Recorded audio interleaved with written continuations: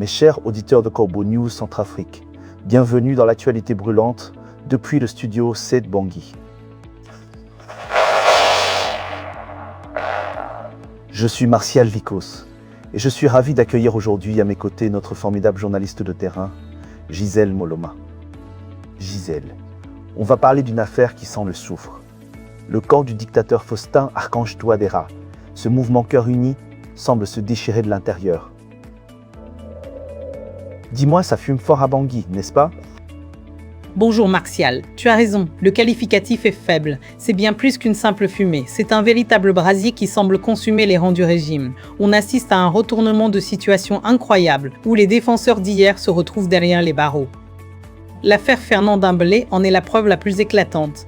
Fernand Dembélé, Martial, le fils du député Mathurin Dembélé Nako, un militant du mouvement Cœur Uni, a été jeté en prison vendredi dernier à la prison centrale de Ngaragba, à Bangui.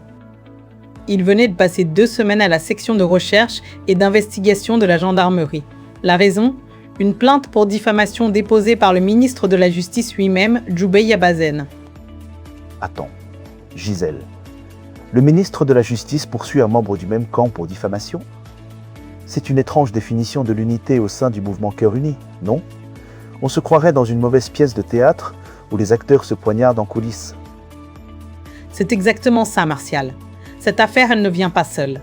Ces dernières semaines, plusieurs fidèles, des communicateurs, des figures proches du pouvoir, se sont retrouvés empêtrés dans des affaires judiciaires. Le cas de Fernand n'est qu'une couche supplémentaire à ce millefeuille de problèmes qui mine le camp de l'empereur Faustin. Alors, quelle est cette fameuse publication qui a mis le feu aux poudres, Gisèle? Qu'est-ce que Fernand aurait bien pu dire de si explosif pour finir à Ngaragba? L'origine de cette procédure, Martial, c'est une publication sur les réseaux sociaux. Elle parlait de camions interceptés au Kilom 5 qui transporteraient des armes et des munitions. Et ces publications, elles attribuaient ces véhicules au ministre Djoubey Abazen. Une information qui a été largement reprise par de nombreuses personnes sur les réseaux. Ce qu'il faut savoir, Martial, c'est qu'à ce stade, rien ne nous permet de dire que Fernand Dembélé est l'auteur initial de cette information. Beaucoup de jeunes avaient relayé cette affirmation, mais la procédure judiciaire, elle, ne vise que lui, suite à la plainte du ministre de la Justice. Donc, Fernand, le jeune loup du Macu, le communicant qui défendait bec et ongles l'empereur Faustin et ses ouailles, se retrouve maintenant derrière les barreaux pour avoir potentiellement relayé une info. C'est le monde à l'envers, Gisèle. On ne peut plus relayer les rumeurs, même si on est du bon côté. C'est là toute la singularité, Martial. Fernand Dembélé est un militant très actif, un communicant qui n'hésitait jamais à défendre les autorités et à s'attaquer aux opposants. Le fait qu'il soit maintenant détenu suite à une plainte d'un ministre du même pouvoir donne une dimension particulière et pour le moins ironique à cette affaire. Et ce dossier, Martial, il ne date pas d'hier. L'affaire de ces camions, on en entend parler depuis longtemps sur les réseaux sociaux. Après leur arrestation, beaucoup d'internautes affirmaient qu'ils appartenaient au ministre de la Justice et qu'ils servaient à transporter des armes. Ces publications ont circulé bien avant que Fernand ne soit ciblé. Alors, on est en train de régler de vieux comptes internes. Gisèle, c'est un pur déballage, une guerre intestine au sein du mouvement Cœur Uni. C'est bien possible, Martial. Le fait que plusieurs personnes aient relayé cette information est crucial. La procédure contre Fernand ne veut pas dire qu'il est l'auteur de toutes les publications. Le dossier judiciaire devra établir précisément ce qu'on lui reproche et le contenu de la publication exacte. Mais le message envoyé est clair, même les plus fidèles ne sont plus intouchables. Ah, le fameux Blaise Didacia Kosimati. Un autre, griot du régime comme on dit, qui avait aussi eu ses démêlés avec la justice. On dirait une purge, Gisèle. C'est une véritable chasse aux sorcières en interne. On peut le voir comme ça, Martial. Le placement de Fernand en détention vient après d'autres affaires similaires. Blaise Didacia Kosimati, un autre communicant du régime, a été condamné il y a quelques semaines. Mais le cas de Fernand est différent. Alors que d'autres ont eu des convocations ou des condamnations, lui est directement placé sous mandat de dépôt et jeté à Ngaragba. C'est une escalade.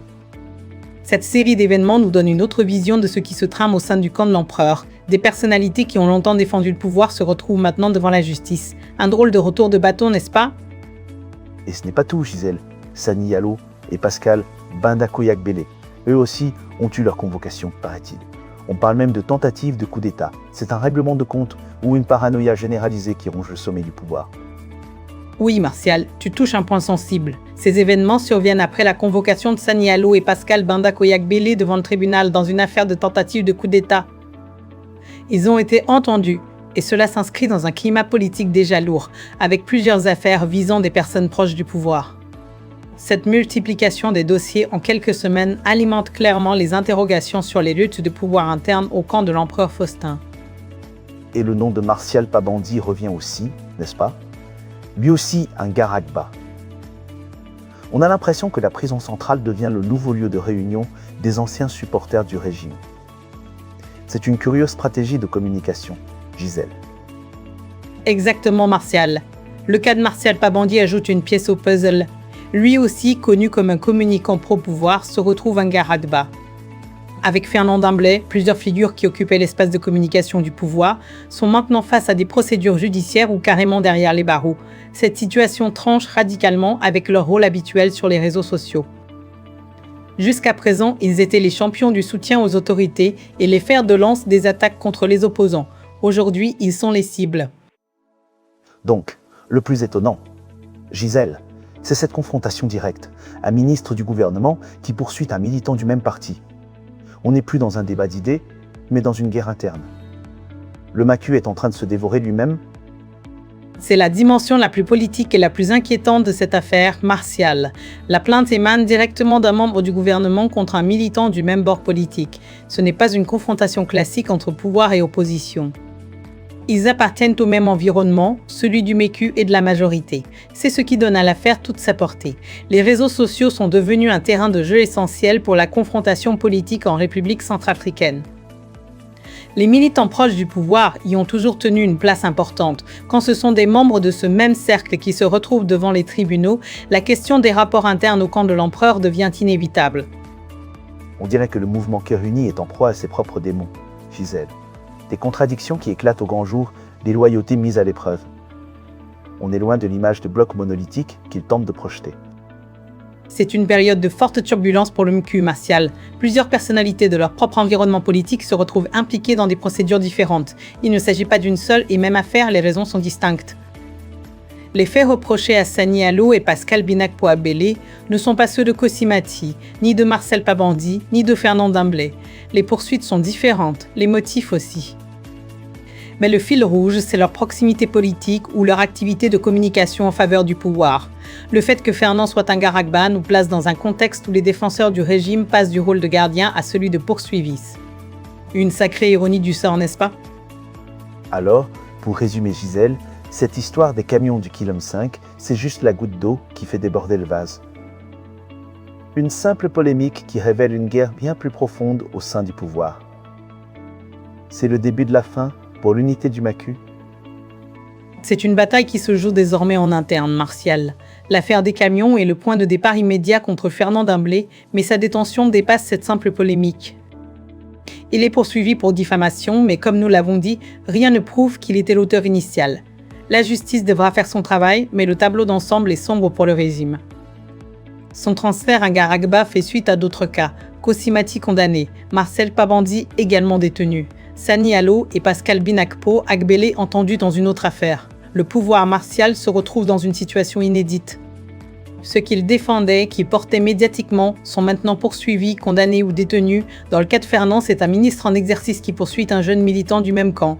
C'est bel et bien un affrontement interne au MACU aux yeux de tous. C'était l'analyse d'Eric Azumi pour Corbeau News Centrafrique Martial. N'oubliez pas que vous pouvez nous joindre via les contacts WhatsApp et téléphoniques du CNC pour vos informations ou vos alertes. Merci de nous avoir écoutés et à très bientôt pour d'autres décryptages.